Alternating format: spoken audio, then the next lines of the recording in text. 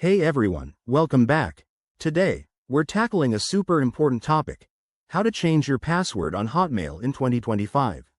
Whether you're beefing up your security or just forgot your old one, this quick guide will have you sorted in no time. Hotmail is now part of Microsoft Outlook, so we'll be using the latest features to make this process seamless and secure. First things first, make sure you're logged into your Hotmail account through the Outlook website or app. If you haven't already, head to Outlook.com and enter your current email and password. Once you're in, click on your profile picture or initials in the top right corner. This will drop down a menu.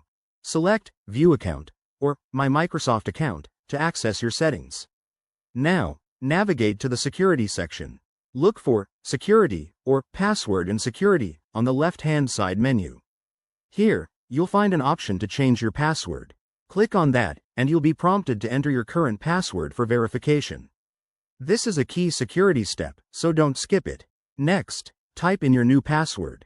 Remember, for the best protection, make it at least 8 characters long, include a mix of uppercase and lowercase letters, numbers, and special symbols.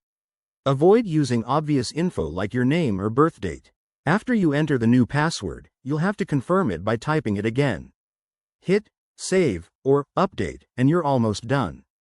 Microsoft might ask for additional verification, like a code sent to your phone or email, especially if it's your first time changing it. Just follow the prompts to complete that. Once everything's confirmed, you'll get a success message, and your new password will be active right away. Changing your password regularly is a smart habit to keep your account safe from hackers and phishing attempts. If you run into any issues, Microsoft's support page has tons of helpful resources. Thanks for watching. Hit that like button if this helped, and subscribe for more tech tips. See you in the next video.